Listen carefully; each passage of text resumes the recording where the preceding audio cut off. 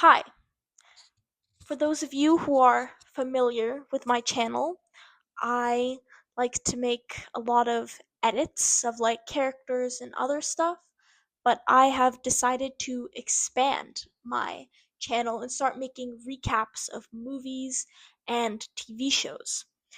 And I want to start this by doing a recap of the first season of the Chilling Adventures of Sabrina, which takes place in the Riverdale universe.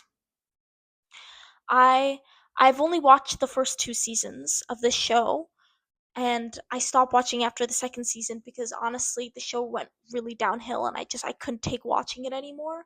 But I really enjoyed the first season of the show. I thought it was really well written and I thought it was very different from the Riverdale TV series, which was very cringy and honestly just kind of too much dumb teen drama for my liking.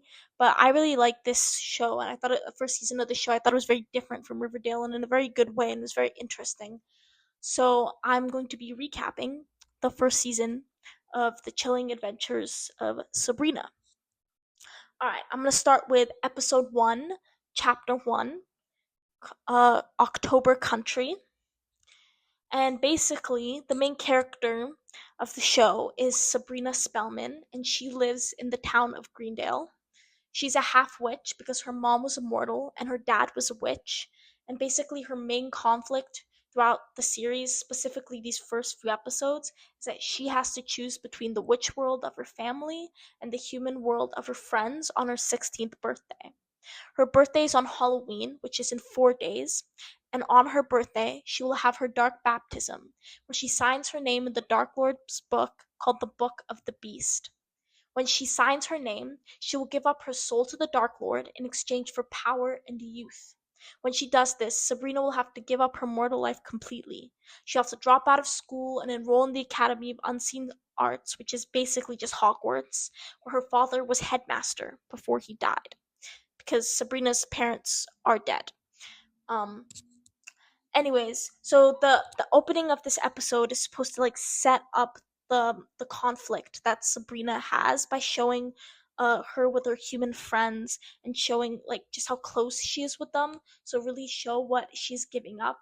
Like they show her at the movies with her boyfriend Harvey and her friends Susie and Roz, and then after the movies, they get dinner together at Dr. Cerberus's bookstore and diner.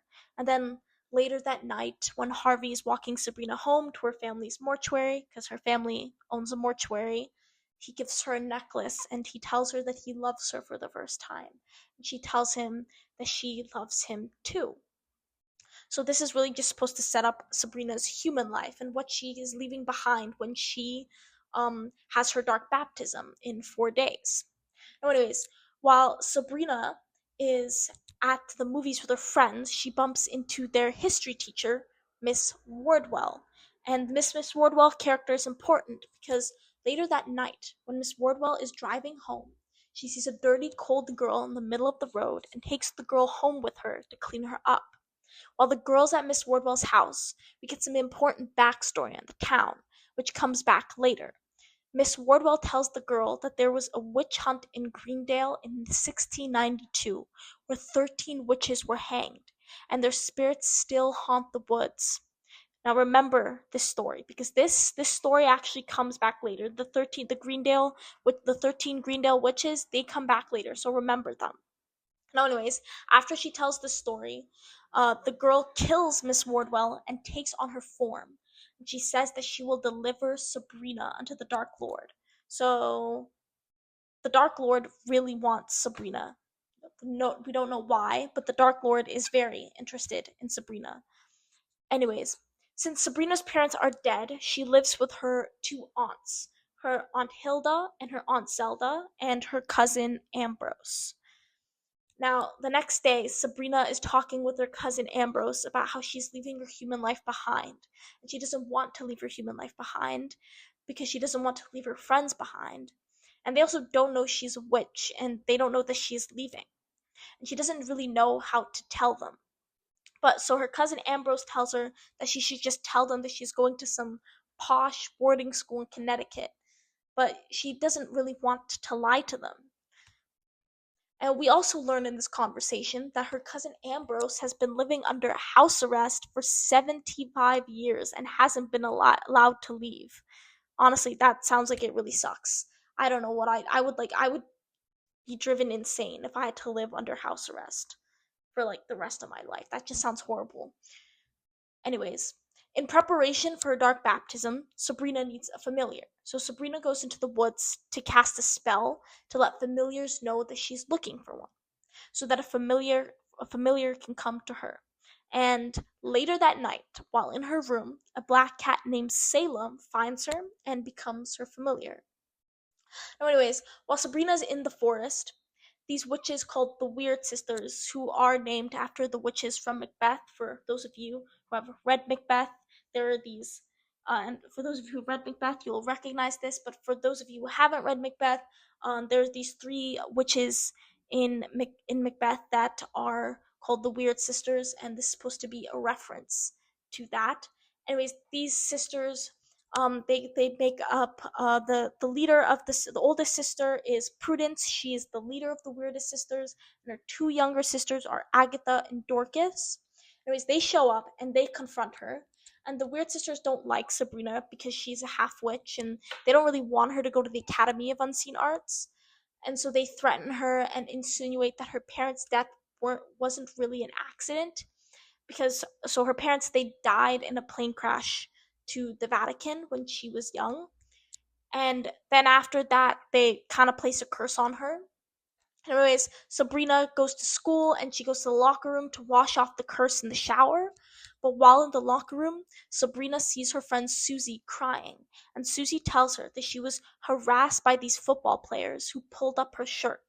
So Sabrina goes to the principal, but the principal doesn't do anything.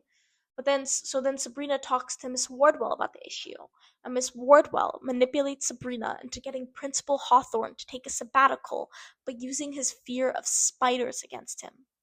So later that night, Sabrina and Ambrose send a bunch of spiders to the principal's house to terrify him. And anyways, after Sabrina leaves Miss Wardwell's office, Miss Wardwell talks to her familiar Stolas, which is a bird, and we learn in this conversation that the Dark Lord sent Miss Wardwell to get Sabrina to sign her name in the Book of the Beast because he senses the doubt within her. So she is here to make sure that Sabrina goes through with her dark baptism. The question is, though, why does the Dark Lord want Sabrina so bad? Anyways, the Spellman mortuary, later that day, the Spellman mortuary gets a call about someone named Connor getting stabbed to death. So, stabbed to death. Okay? And then after school, Harvey and Sabrina are walking home together in the woods, and Sabrina tells Harvey that she is moving to a boarding school in Connecticut. But Harvey is suspicious and he doesn't really believe her, and he asks for the truth. So Sabrina tells him the truth. She tells him about the dark baptism and that there are witches in Greendale. And Harvey, well, he's understandably overwhelmed by this information. I mean, I would be too. And he storms off. So Sabrina puts an enchantment on him to make him forget she said anything and enacts the enchantment with a kiss. Now, later that night, when Sabrina is in the bath, she has a nightmare. In this nightmare, her parents carry her in the woods where she was born and place her on an altar. Sabrina sees her and another baby next to each other under a blanket. She lifts the blanket and sees that the baby her has regular feet, and the other baby has hooves. Now remember this dream because this dream does come back later. Well, not in this season. It comes back in season 2. But if you watch season 2, and if I do a recap of season 2, remember this because this is important information. Anyways, it's the next day now. It's October 29th. So Sabrina has, I think, 2 days left till her baptism. So she is running out of time. Anyways, that morning, Sabrina gets into an argument with her Aunt Zelda about whether she has to give up her human life to become a witch. The argument ends when Zelda reminds her that her father, who was the high priest of the Church of Night, wanted her to get baptized. So now Sabrina's now Sabrina's like, I can't, she thinks that she has to get baptized because she doesn't want to, disappoint her parents. But, she still wants to be sure that she's making the right choice. So her cousin Ambrose tells her to find a malum malice, which is an apple that when you bite it, grants you knowledge and might show you a glimpse into the future. And this will help her decide which path to walk. So at school that day, anyways, later at school that day, the principal is out because of his spider shock. So Sabrina and her friends go to talk to the assistant principal so that they can create a club for girls at the school, so that they can have a voice because they kind of feel powerless in the school. And the assistant principal approves the club, and they name the club Wicca, the Women's Intersectional Cultural and Creative Association, which I think is a pretty interesting name because for those of you who do not know, Wicca is like another term for witches. So by calling the club Wicca, it's they're basically kind of creating their own little coven of witches at the school. Anyways, um, later that day, when Ambrose is cleaning up Connor's body, because remember they own a mortuary, he discovers a witch's mark, and he talks about it with his aunts, and they fear there might be a witch hunter out there in Greendale. After school, after school, Sabrina goes to an orchard with Harvey, and she goes through a maze to find the oldest tree so she can get a malum malice. Now, when Sabrina bites the apple, she sees a bunch of witches hanging from the tree. The trunk breaks open, and Sabrina sees a large, monstrous goat walk out towards her. And remember this vision, because this vision does come back at the end of the season, so remember this vision that she has. Anyways, when Sabrina goes home, she finds that her aunts have invited Father Blackwood, the high priest of the Church of Night, to talk Sabrina out of her doubts. So that's where the episode ends, with her going home and seeing the high priest there at her house. So that's the first episode. Alright, so the second episode is titled Chapter 2, The Dark Baptism. And it begins right where the last episode left off, with Sabrina coming home and finding the high priest of the Church of Night, their coven, Father Blackwood, in Sabrina's home to help ease her of her doubts. So basically, Sabrina sits down and talks with Father Blackwood about her doubts. She asks by signing the book, if the Dark Lord gets dominion over her soul. And Father Blackwood tells her that this gesture is more symbolic and that he doesn't really actually get dominion over her soul. And then Sabrina tells him that the Dark Lord is supposed to be the embodiment of evil, but then he corrects her, telling her that he is the embodiment of free will. Then Sabrina asks him why does she have to break up with Harvey? And Father Blackwood tells her that it is because he will age and she will not. And he also tells her that mortals and witches being together is not accepted in their society, and that the only reason Sabrina's father was allowed to marry her mother was that he was the high priest and was given an exception. So then Sabrina asks Father Blackwood whether her parents' death was an accident. And he tells her that an inquiry was held and was found to be an accident. So when I was watching this, I was thinking at this point, either Sabrina's parents happened to be on Flight 180,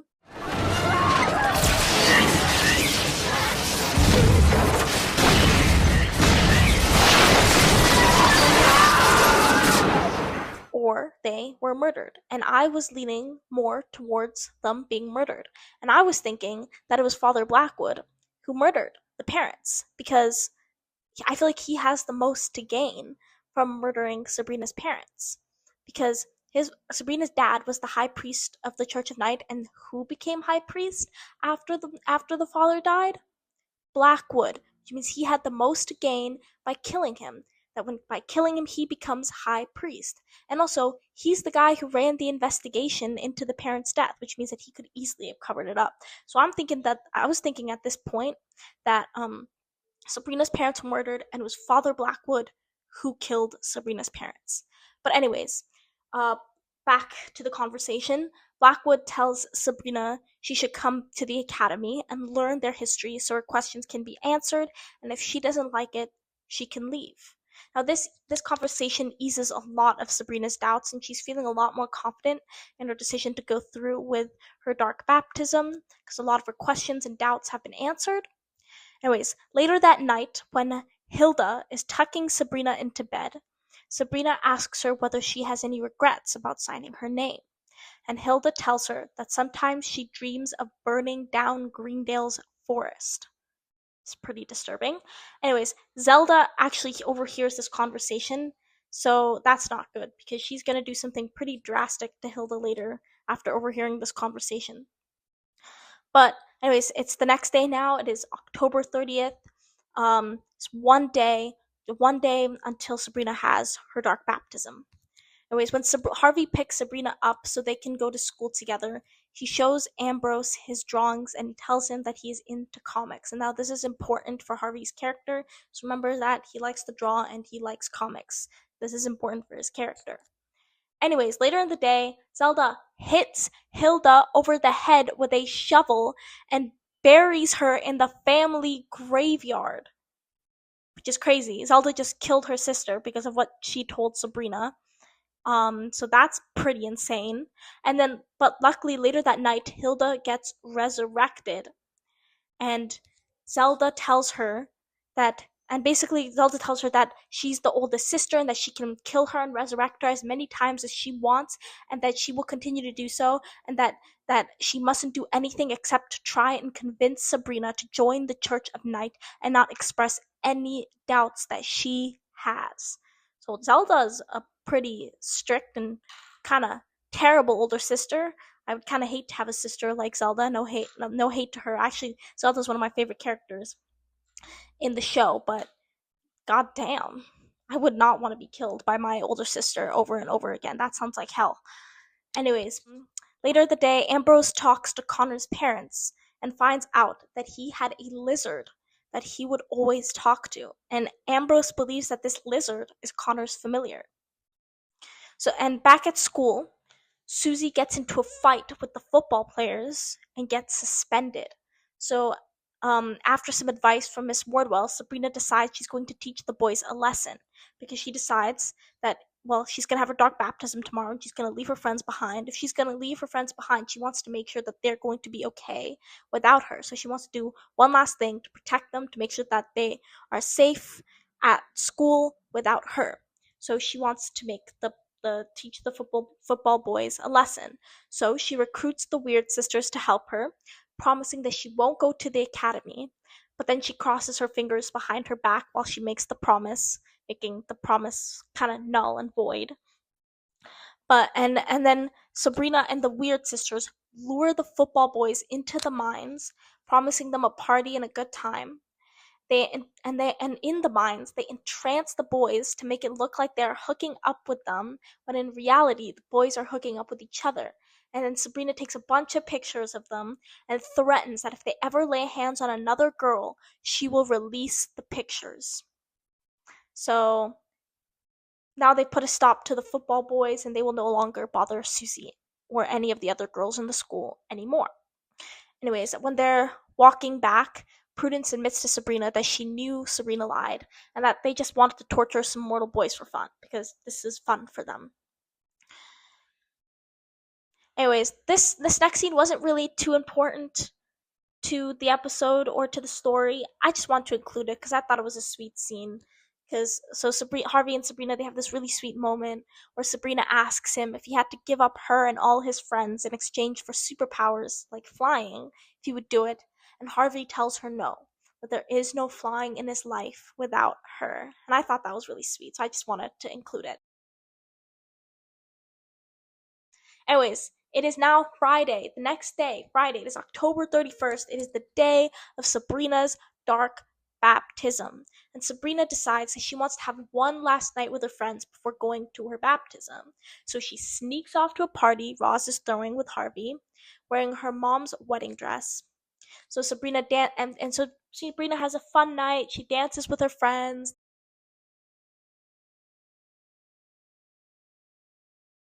They sing her happy birthday.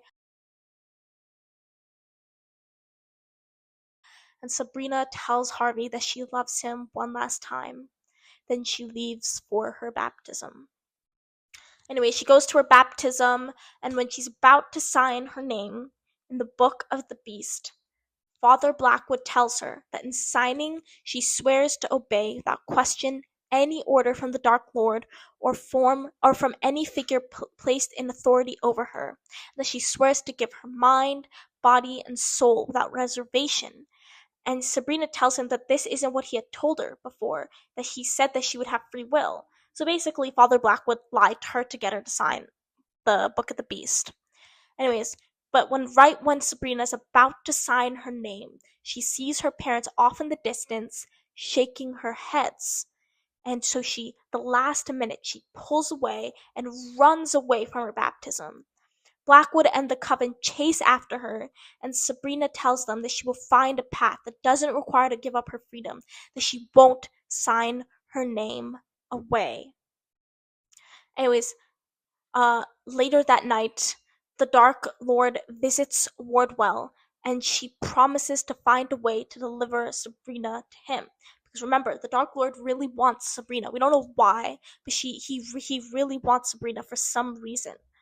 Anyways, the weekend has passed. It is now Monday, November 3rd. Sabrina is back at school, and the episode ends with Sabrina getting called to Principal Hawthorne's office, and the Dark Lord possesses him to talk to Sabrina, and he tells her that she will end up signing his book.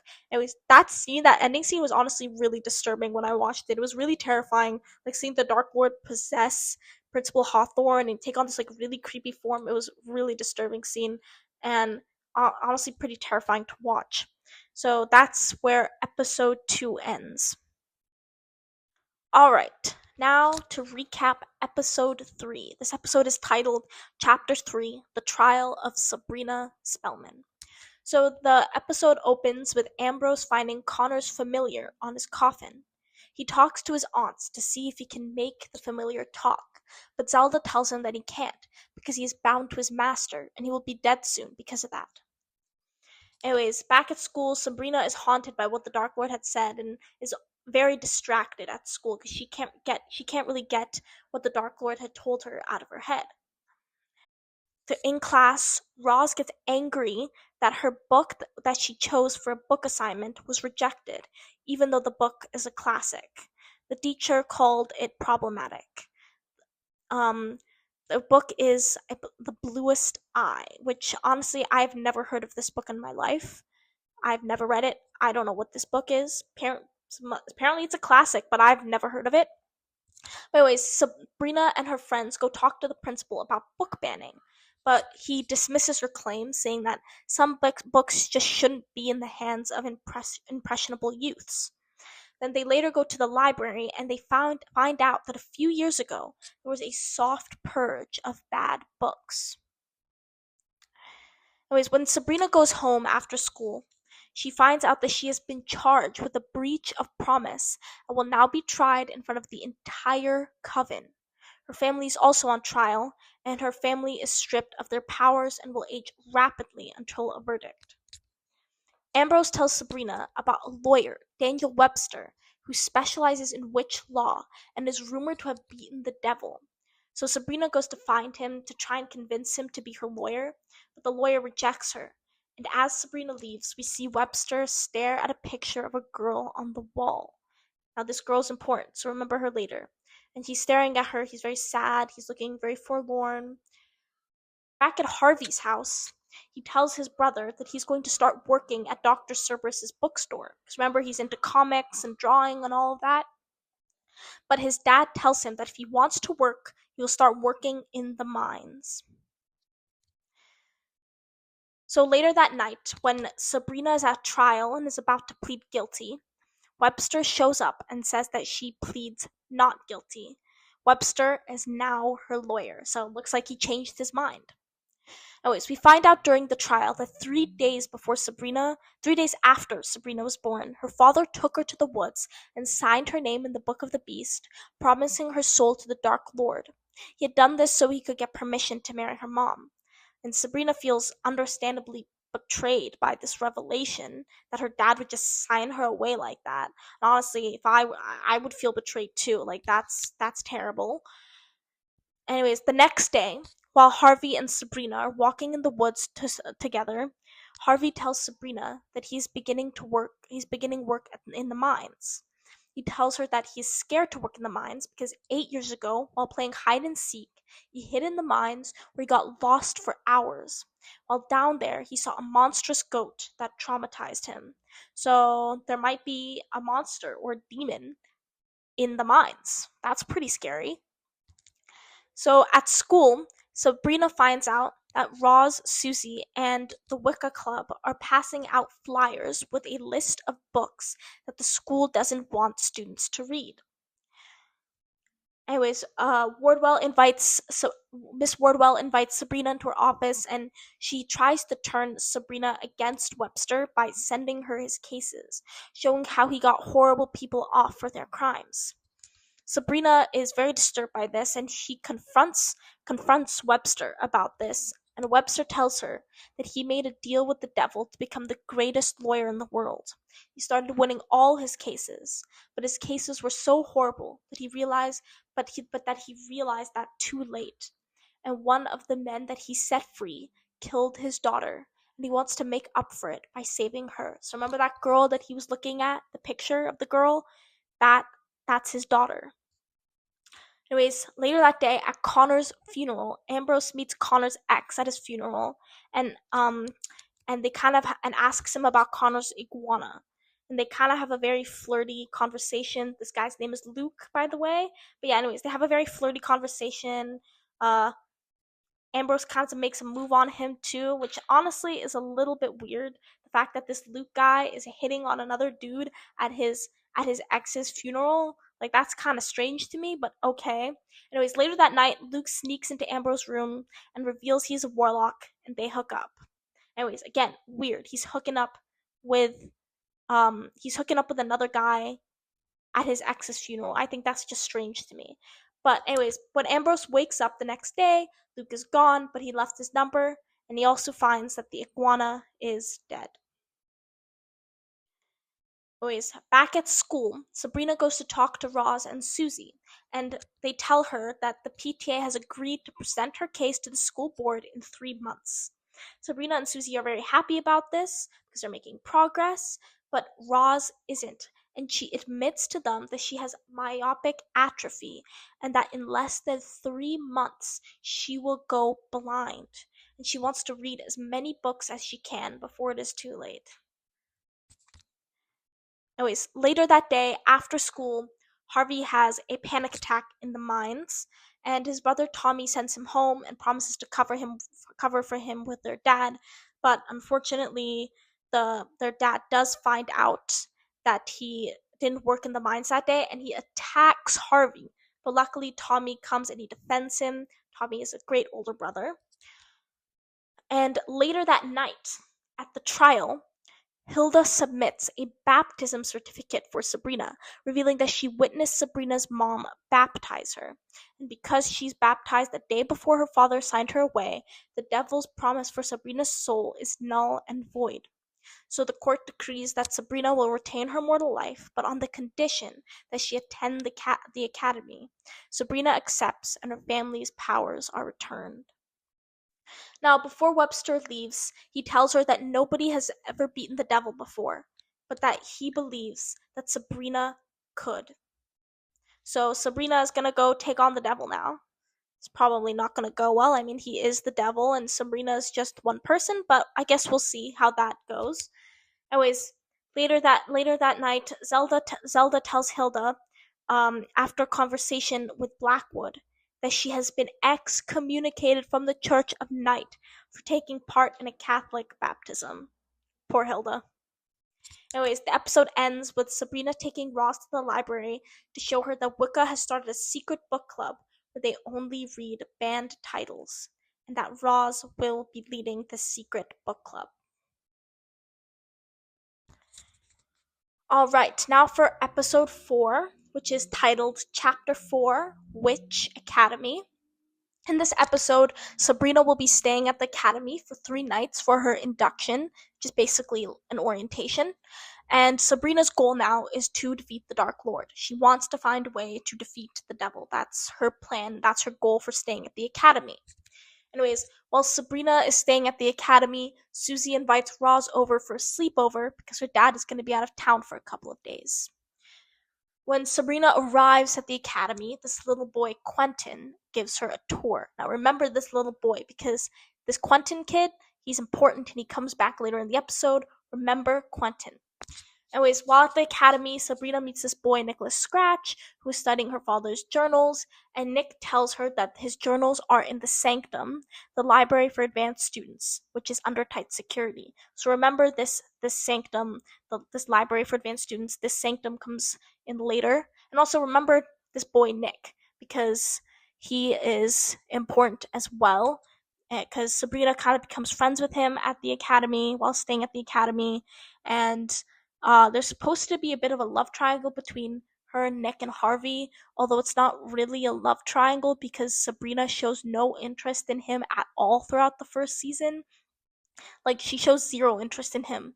I mean, he shows interest in her, but she has no interest in him. So it's not really a love triangle, but the show tries to portray it as such, even though it's not a love triangle. But anyways, later that night, while Roz is over, Susie tells her that her uncle stays with them because he is really sick. Susie tells Roz that he got sick working in the mines. Apparently, he saw a monster and went crazy and has never been the same. So, like Harvey, he also saw a monster, which means that this might be the same monster that Harvey saw in the mines. Anyways, back at the academy, Sabrina wakes up in the middle of the night, locked up in the dungeon. The Weird Sisters apparently locked her up there. They call this the harrowing, saying that she has to be able to endure what the early Greendale witches endure. They put her through a bunch of trials, and this is the first one. Anyway, Sabrina does survive the first trial in the dungeon.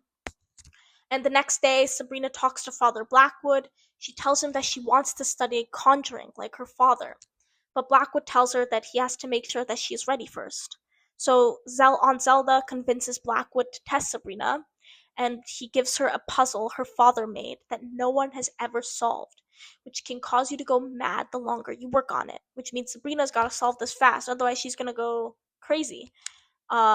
So after Sabrina leaves his office, Blackwood asks Zelda to be his wife's midwife because Father Blackwood's wife, Lady Blackwood, is pregnant, and apparently Zelda has experience as a midwife. She used to be a midwife and she has never lost a baby, and apparently Lady Blackwood has had a couple of miscarriages, so he wants to make sure that this pregnancy goes well, so he wants Zelda to be the midwife for her.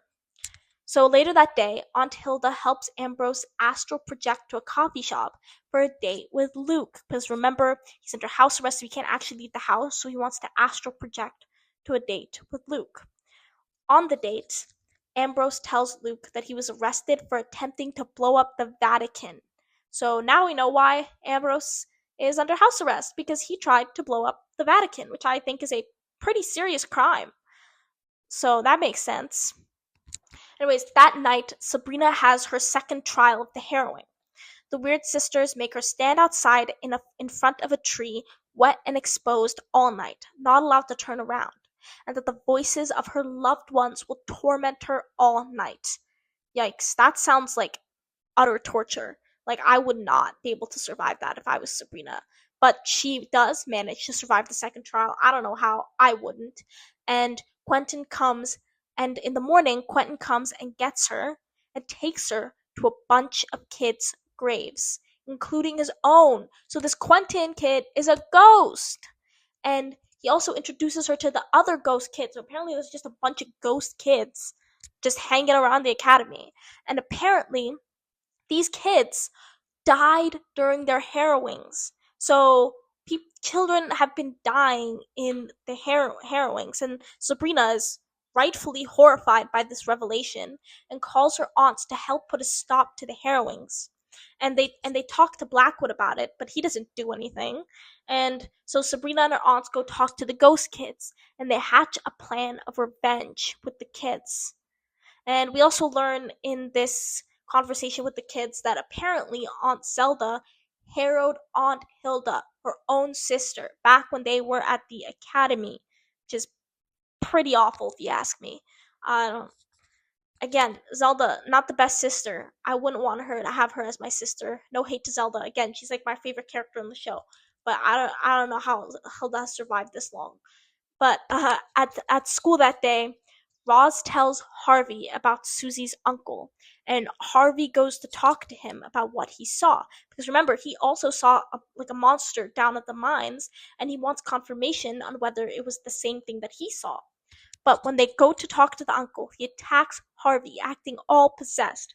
So I think Susie's uncle might be possessed by a demon. That's my guess. But anyways, later that night, uh, in a moment of vulnerability, Zelda apologizes for being so cruel during her harrowing, and they actually share a very sweet moment. As I said, Zelda is my favorite character, and the reason why she's my favorite character is because she has little moments like these. Because I feel like Zelda is a very like hard and kind of cruel woman, but like she has these little moments of vulnerability that I really like that make me like really like her a lot. And these moments, the little moments like these, are the things that make her my favorite character.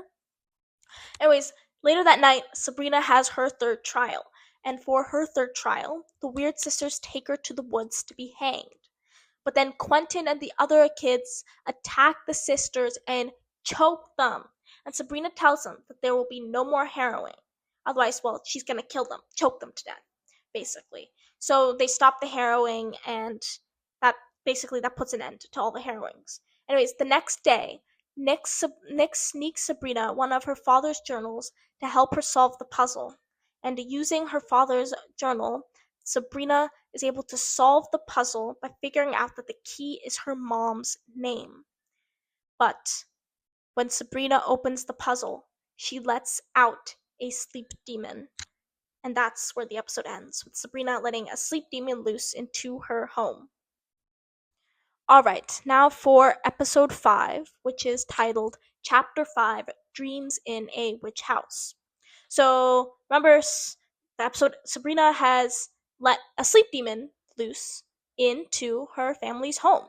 And so she goes to warn her family that there's a sleep demon loose. Luckily, the Spellmans managed to trap the demon within the house so it doesn't escape out into the world. But now the demon's pissed off because the demon is trapped in the house, and, well, the demon wants to be free. So the sleep demon traps everyone in their own nightmares that try to break them, so one of them can set her free from the house. So Sabrina's nightmare is that she is at her wedding with Harvey, but then Harvey and his family attack her and put her in a box full of spikes to torture her because she's a witch. And so that is Sabrina's worst nightmare. And Ambrose's nightmare is that he's doing an autopsy on a body that looks exactly like him. And then later, Father Blackwood tells him his charges have been dropped and he is free. And when Ambrose is about to leave the house, he gets attacked and killed. Which, yeah, honestly, that sounds like my worst nightmare too. Like, imagine you're under house arrest for like 75 years, and the moment you get free, you're murdered. That's horrible. Anyways, Ambrose wakes up as the body he was autopsying earlier. So basically, Ambrose is stuck in this awful loop where he's trapped and he can never be free. And on Hilda's nightmare is her getting physically attached to Zelda, unable to be free from her for the rest of her life. And on Zelda's nightmare is that she kills Hilda, but this time she doesn't come back to life. Because remember, Zelda likes to kill Hilda. She's the oldest sister, and this is her way of asserting dominance over Hilda by killing her. But every time she kills her, she comes back, but this time she doesn't come back. But Miss Wardwell, she finds out that Sabrina is trapped in her nightmare, and she's afraid that Sabrina might die. And if Sabrina dies, then the Dark Lord can't have Sabrina. So she enters Sabrina's nightmare and wakes her up so that she can escape. But when Sabrina wakes up, instead of escaping, she tries to save her family, and so she enters her family's nightmares to find out how to trap the sleep demon. Aunt Hilda tells her to use her spiders, and Ambrose provides a distraction to the demon while Sabrina finds a way to defeat her. So Sabrina ends up trapping the demon in a spider's web.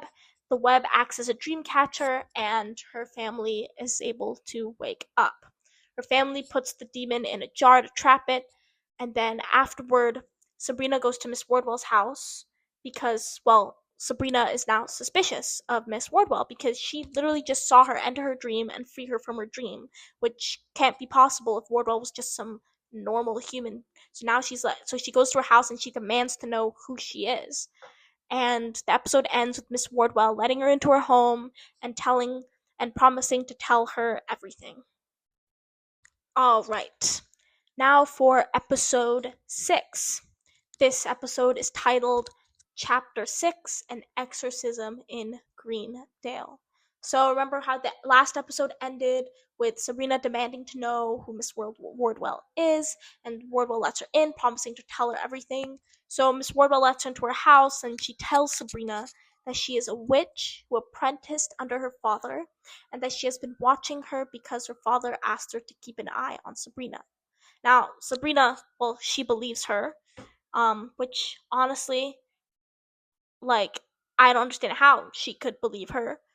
Well, like, I feel like Sabrina should be smarter and be a little bit more suspicious and not just automatically believe what she says.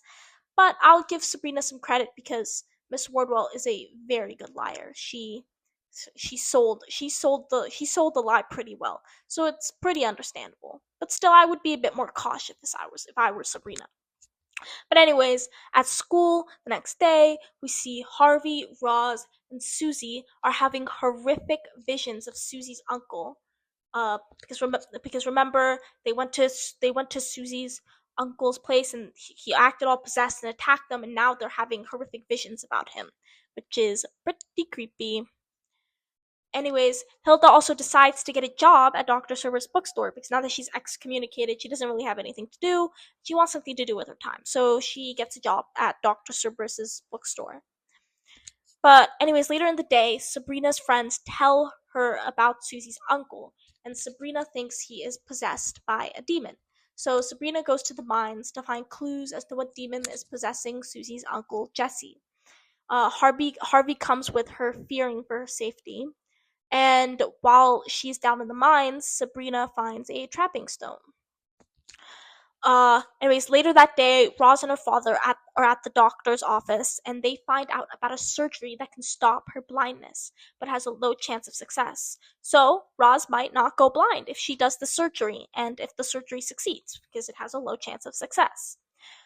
Well, anyway, Sabrina, she wants to now perform an exorcism on Susie's uncle, but apparently witches can't perform exorcisms because to perform an exorcism, you have to call upon God. And remember, they don't worship God, they worship Satan, so exorcisms are against witch law. But Sabrina goes to talk to Miss Wardwell, and she tells Sabrina about an exorcism her father created for a purpose like this.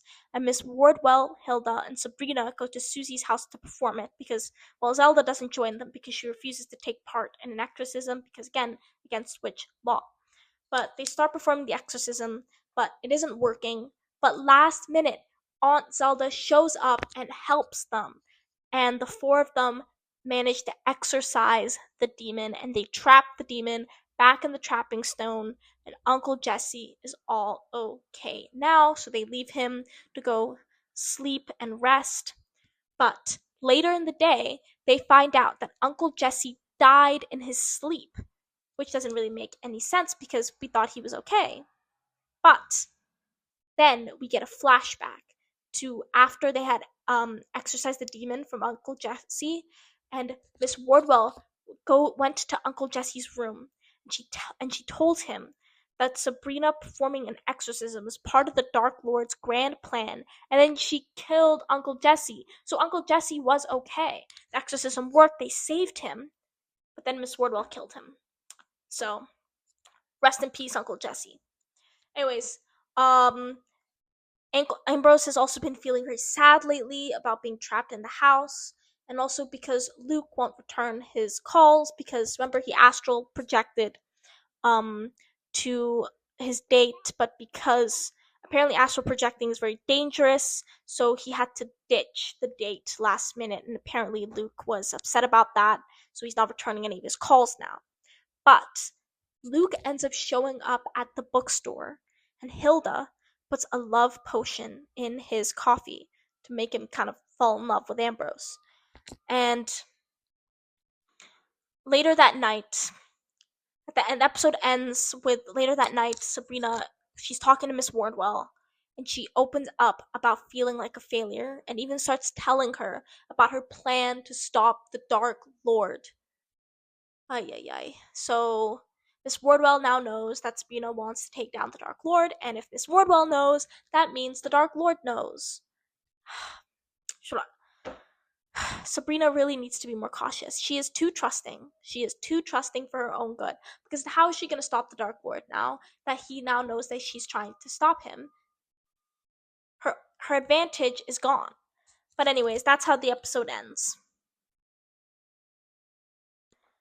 So I originally was going to recap all the episodes of the first season of the Chilling Adventures of Sabrina in just one video, but I realized that this video would be over an hour long if I recapped all 11 episodes of the Chilling Event of the show in one video. So I'm going to be releasing this recap in two parts. Starting with this video, this part one, which is just recapping the first 6 episodes, and then in the next couple weeks, I'm going to release the recap of the last 5 episodes. So this video is just the first 6 episodes. So keep an eye out for part two, which will come within like the next 1 or 2 weeks.